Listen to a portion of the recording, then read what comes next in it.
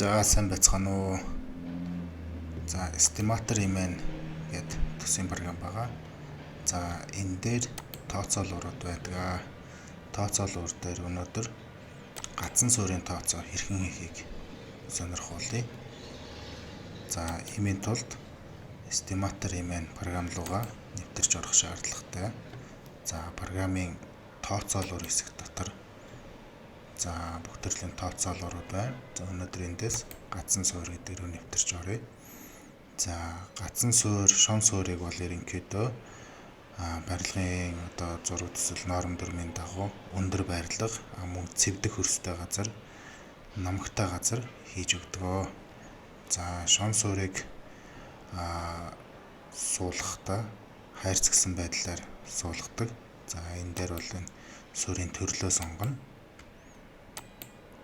За ерөнхийдөө энэ дөрвөн хайрцагласан байдалтай нэмэх хэлбэртэйгээр хий гэж үзье. За бетоны марк ангийг бол зэрэгцүүлж тавьсан байгаа. За ерөнхийдөө бол нэг 350 марк B25 ангийн бетон байхад болно. За гацсан суурийн тоо бол 12 гээд гараад ирсэн байна.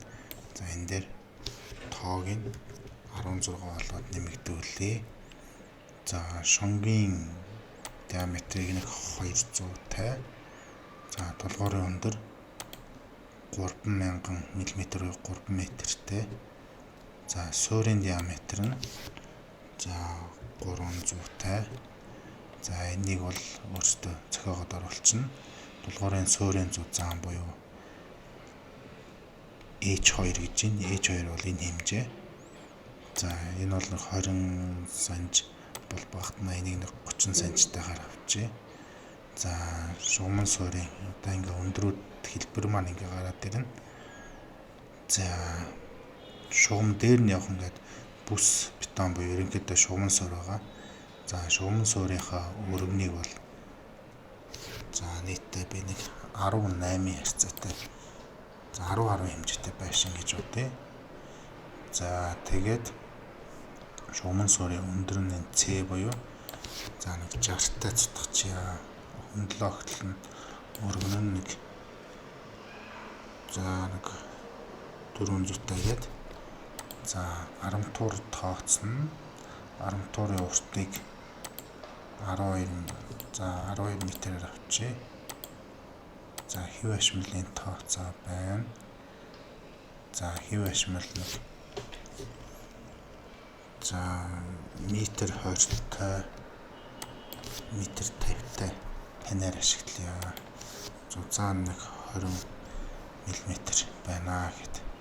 За ингээд тооцоо их товчон дээр дарнаа. За ингээд тооцооны үр дүн гээд гараад ирнэ. Шугамн суурийн хэмжээ нийт 56.4 м суурийнх нь суурийн улны талбай 2256. Шугамн суурийн гадна талын гадаргуугийн талбай 3384. Гадна талын гадаргуугийн талбай юунд хэрэгтэй вэ гэхээр бид нар битум түрхлэг, хар тасан түрхлэг түрхэхэд энэ тоо хэмжээ хэрэг болдог. За бетоны тоо хэмжээ бол 15.4 куб болж байна. Бетоны жин бол 36 тонн. За нягт нь бол ингэж гарч иж байна. Даралт байна. За арматур, дагуу арматур, дээд дод бүсний арматур, гацсан суурийн босоо арматурын хамгийн бага тоон 4 ширхэг гэж гарч ирж байна. Гацсан суурийн арматурын хамгийн бага диаметр 6-тай арматур бол ашиглаж болох нэ. Яг энэ нөгөө одоо К 6-гийн катангаар хомотод хийж өгнө гэсэн үг. За алхам хоорондын зай 30 см-тай байхад болох нь байна. За арматурын зөрүүлэг бол нэг 63 см байна.